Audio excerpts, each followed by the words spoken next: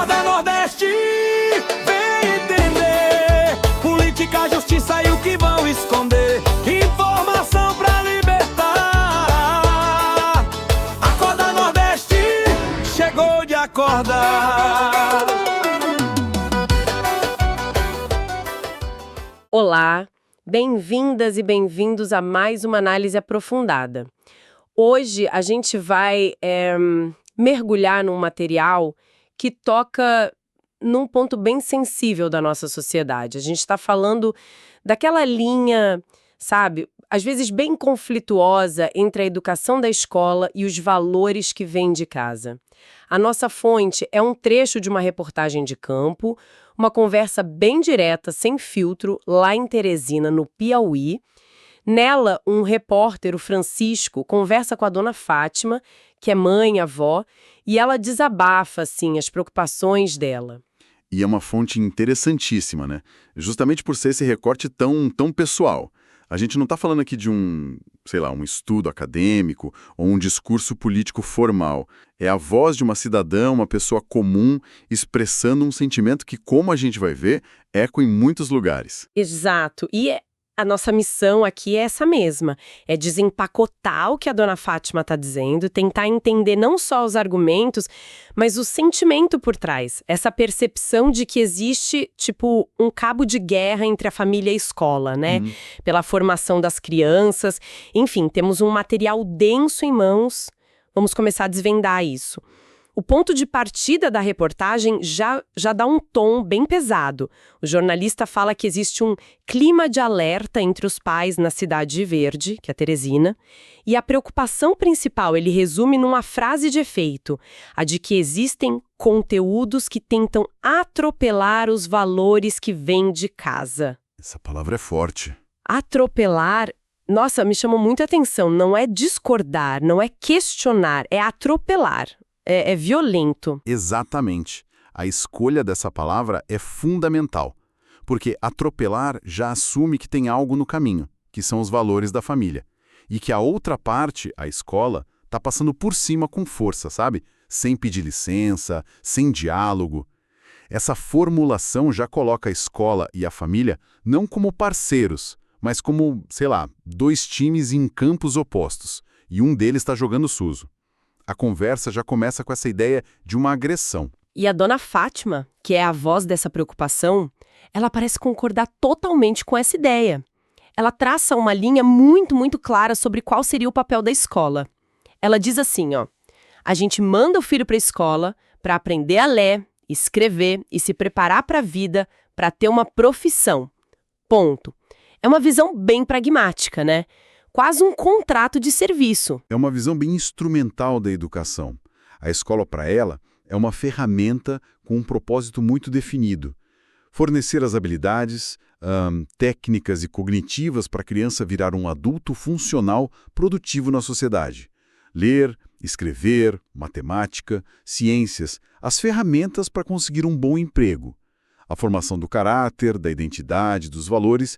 Isso, na visão dela, é outro departamento. Exato, o departamento da família. E aí que ela diz que a escola está passando do limite. Ela cita exemplos que estão no centro de muitos debates hoje. Ideologia de gênero e a tentativa de confundir a cabeça de criança sobre o que é homem e o que é mulher. Para ela, quando a escola entra nisso, não está mais educando, está invadindo. A expressão que ela usa é essa mesma, é uma invasão da nossa casa. E essa sensação de invasão é o coração da angústia dela. Pensa no lar como um espaço sagrado, sabe? Um último reduto de autonomia de uma família. É onde os pais acreditam ter soberania total. Quando ela sente que a escola, que é uma instituição de fora, está contrabandeando ideias para a cabeça do neto dela que contradizem o que ela ensina em casa, a reação é a de quem teve a casa invadida por um estranho. A fronteira foi violada, entende? Faz todo sentido pensar por esse lado. Não é uma discordância sobre um tópico do currículo. É uma quebra de confiança fundamental. Ela entregou o neto para a escola aprender português e matemática e, na percepção dela, devolver alguém que está sendo ensinado a questionar a própria base da criação. Isso me leva a pensar, se a questão é uma invasão, então o debate muda de nível. Não é mais sobre o conteúdo, mas sobre a autoridade. Quem tem o direito de moldar essa criança? Precisamente. Você tocou no ponto nevrálgico da questão. A disputa deixa de ser pedagógica e se torna uma disputa de poder.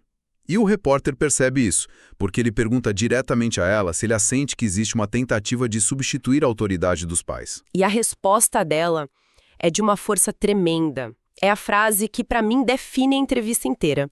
Ela diz: eles acham que nossos filhos pertencem ao governo. Uau! É de arrepiar. Dizer que seu filho pertence ao governo evoca imagens, sei lá, de regimes totalitários, de perda completa de controle. É uma acusação muito, muito grave. É uma declaração que encapsula um medo ancestral, sabe? O medo do indivíduo e da família serem engolidos por uma entidade maior, impessoal, que é o Estado.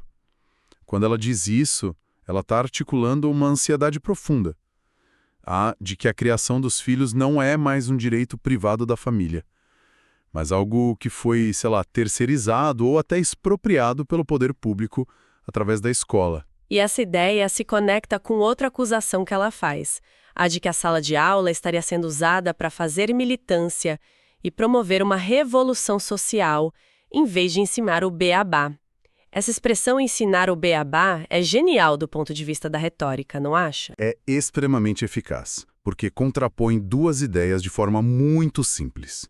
De um lado, o beabá, o conhecimento fundamental, puro, inquestionável, universal.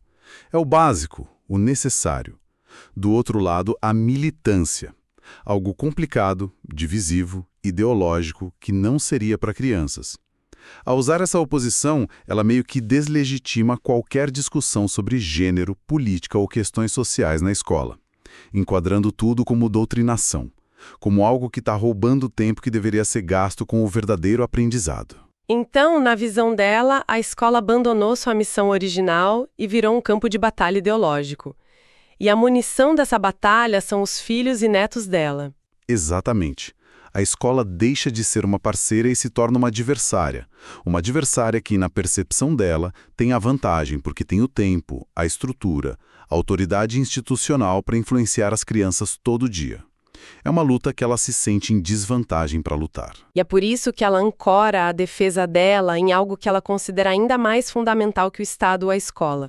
Ela apela ao direito de educar conforme a nossa fé e os nossos princípios morais.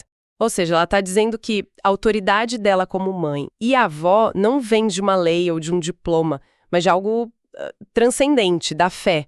Isso coloca os valores dela num patamar que, para ela, está acima de qualquer currículo escolar. Sim, ela invoca uma autoridade superior.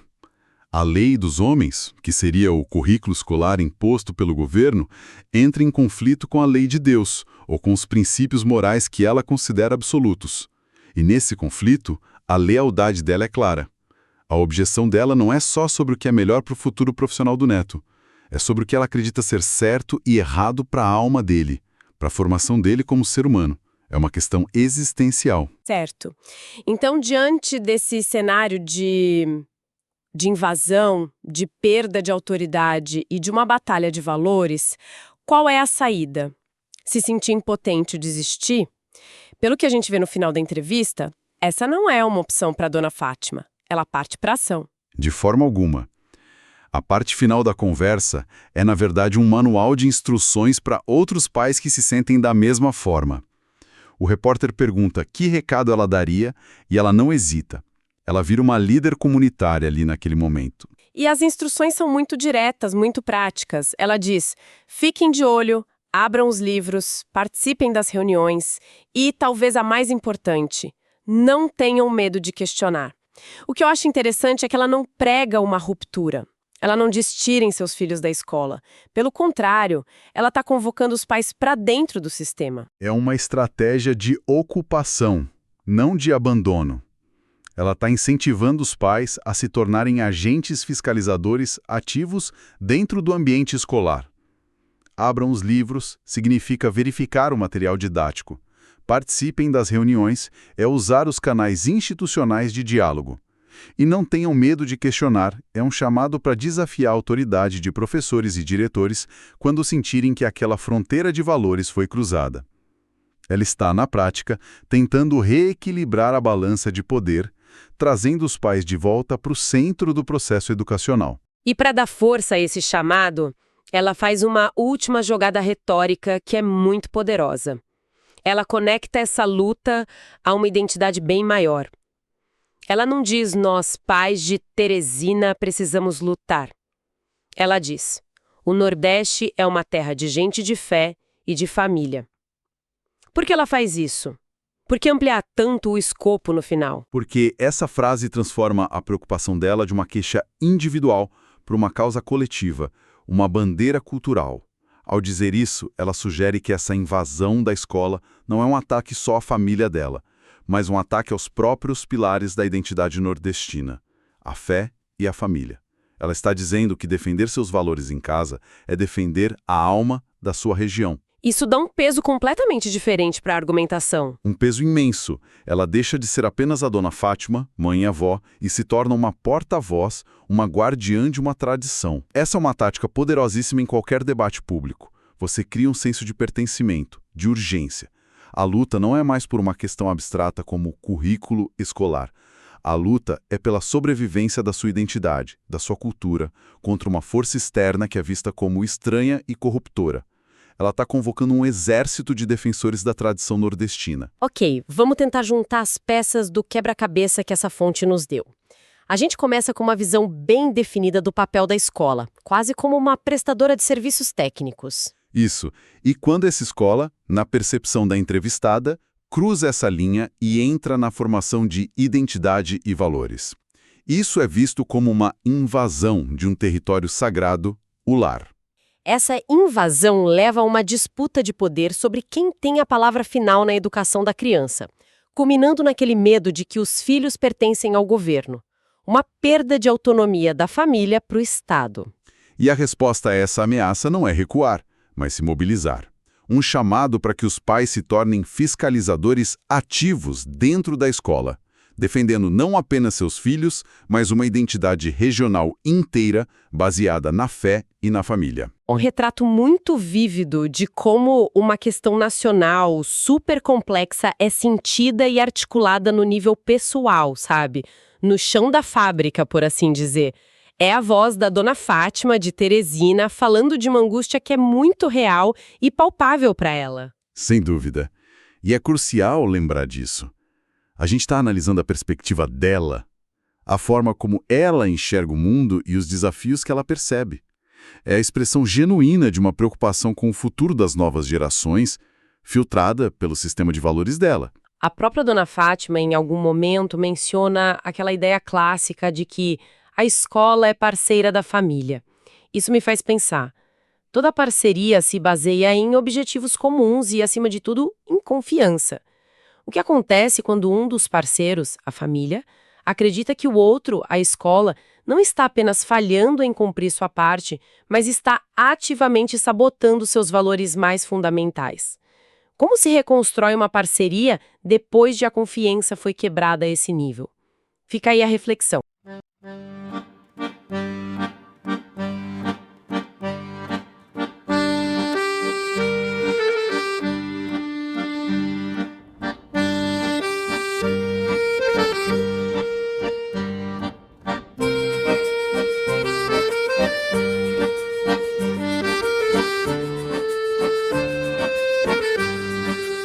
Nossa prosa tá findando, mas a luta continua. A verdade que espalhamos tem que ganhar toda a rua. O Nordeste que desperta não aceita mais mordaça. É povo unido e forte em cada vila e cada praça. Mas pra essa voz crescer e o sistema balançar, eu preciso de você pra mensagem carregar. Se inscreva aqui no canal, não custa nada pro Senhor. Deixe o seu comentário, mostre o nosso valor. Compartilhe com o vizinho, com o primo e o irmão. que a luz da liberdade brilhe em todo o sertão. O Acorda Nordeste é seu, é de quem tem opinião. Um abraço desse amigo e até a próxima missão.